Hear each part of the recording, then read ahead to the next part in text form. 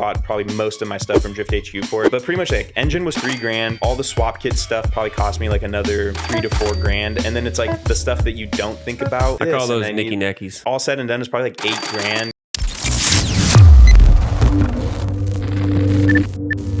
So I have a question. Yeah. So what does a Jay-Z swap cost? Run through, not, you don't have, like, I don't know if you have a built rotating assembly, like none of that. Just a runner. It's a full stock 1J. Like I bought from an importer, 1JZ VVTi single turbo, came out of it's actually a JZS 171. It came out of a Crown. Okay. And it was auto trans. I bought it with like, it has a 100,000 kilometer sticker on it. So like, I don't know if you guys knew, but like, I guess in Japan, after a certain amount of kilometers, like it's super expensive to keep re-registering that car. So then that's why they just pull the engines and just part the cars out, sell them or whatever, right? Emissions and shit. Yeah, like emission stuff. So the engine's like relatively, lower mileage probably, and it came with an automatic trans. Like it was in a taxi in Japan. Yeah, it wasn't, Yeah, so it was serviced. It wasn't beat on. Exactly. So I was like, and then you guys know JDM magic. You can't split the engine. Don't let it out. So I was like, I'm not touching this thing. Like I'm taking it fully stock. And then the only things I did, which I made some videos on, were like simplifying it a little bit. So I deleted some of like the fuel dampeners and like, what else did I do? Yeah, pretty much just like cleaned up the intake side and just pulled all like random fuel stuff off that like you don't really need, because I was running an aftermarket pressure regulator. How much did it cost to get the engine and trans imported? So the engine I bought from a local importer, and he wanted $3,200 for the engine with the auto trans. That's not crazy. So $3,200, but mind you, 1 year before, my other teammate Derek went to the same importer. So right before $1,500, and then not only was it $1,500. It came with like a broken TPS. It was missing the MAF. It was missing the intake elbow.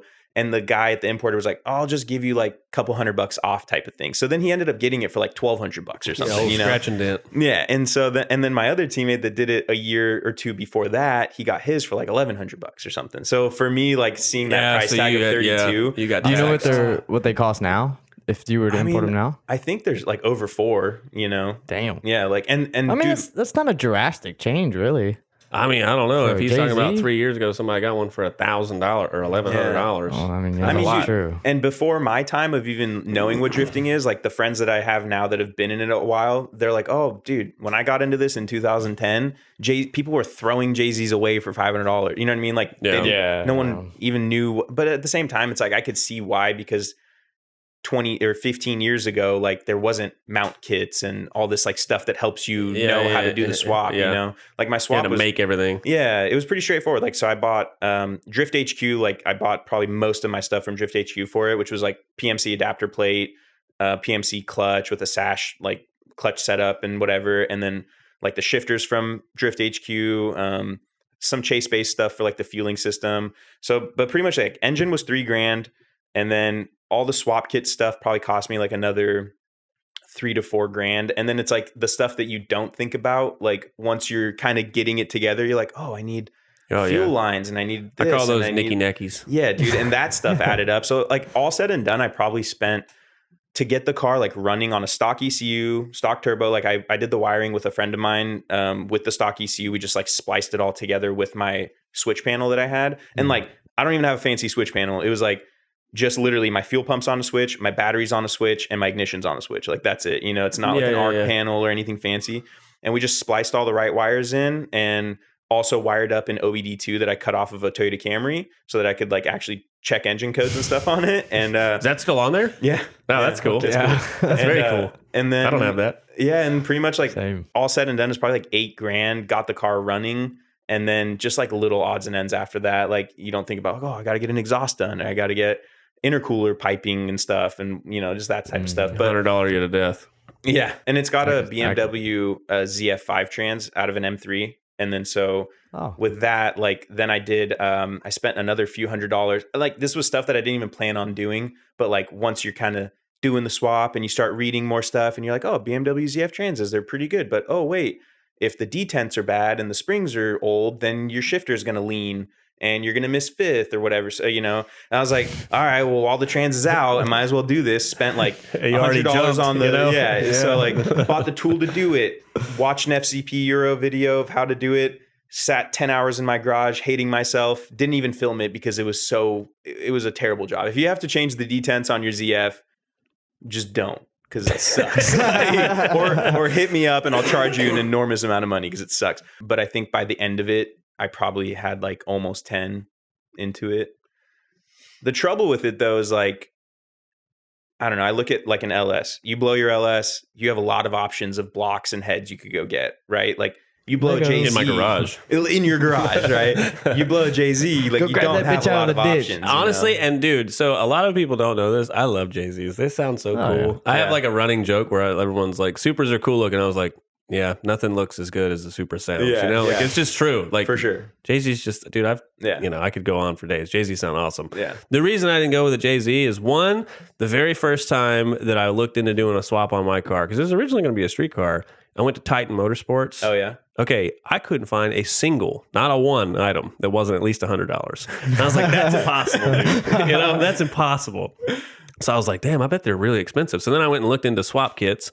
Swap kits were really expensive. Then I looked into what trans, and I don't know if you know this, but I fucking hate BMWs. So I was like, I'm not running a fucking get rag. So I was like, all right, LS. We'll just do an LS. And then I looked into that, and I got it all done with no shit in my garage for about $7,500. Now, this was 2 or 3 years ago. It's probably gone up by now. Yeah.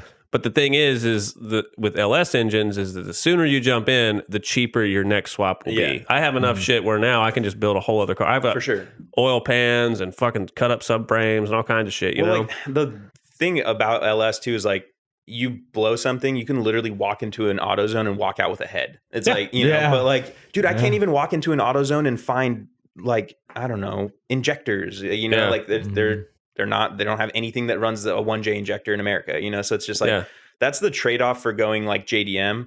And like, it's a tough trade-off for sure, because like, I would love I'm a big, like, I just want seat time, you know? Like I did the JZ because it had proven, watching my two teammates like beat the crap out of theirs for a couple of years. And like, it was proven. So I was like, and not the LSs aren't proven, but you know, I kind of just, I don't know. I just really wanted the sound. You went with what you knew from your surroundings. Yeah, and that was the thing. Like 2 of my teammates had done the swap, so I knew what I needed, you know? I didn't have to like do all the legwork. So I was just kind of like, okay, I know what you did for this. I know what you did for this. And like pieced mine together. It's like the complete opposite of the Cosmic thing. Yeah, it's like that's a team of LSs and a team of JZ. So like, you just kind of get adopted. And the coolest thing is if you have a group chat and then you're like, oh, fuck, I don't even know whatever broken JDM stuff is. And I broke this, and one of them's like, I think I got one of those. Exactly. Dude, I'm not even kidding. I've swapped coilovers for intakes and fucking TPS sensors and all kinds of shit. You know, like, but we always show up. We're always there. You know, so that's the reason that we went with that setup. Yeah. No, it makes sense. Like, if you have, like you said, if you're surrounded by it, it just makes more sense because it's going to be easier to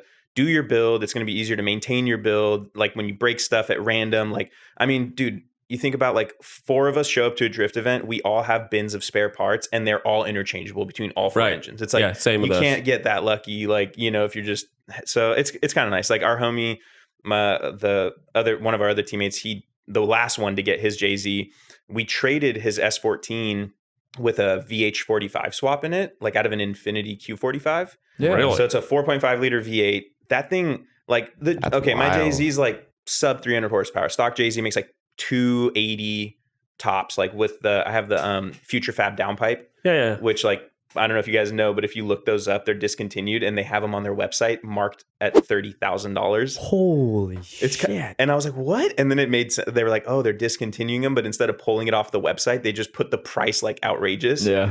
And so now I'm like, hey, my downpipe's worth $30,000, bro. Some billionaire comes in there and like buys 5 of them. Yeah. What are you gonna do now? But like that downpipe's supposed to add like roughly 20 to 26 horsepower, wheel horsepower when you throw it on, because the stock downpipe for the JZ is like pretty constricting. They're separated, right? Yeah, it's like an elbow and then like a downpipe, but this is like all one piece, you know. I remember I had an SR. We changed that piece on mine, and it made a bunch of difference. I was like, that's fucking crazy. Yeah. You know? I didn't even turn it up. Yeah. Next day, I'm like drilling holes in my wastegate line. I was like, what else am I doing? Just turn this up a little bit.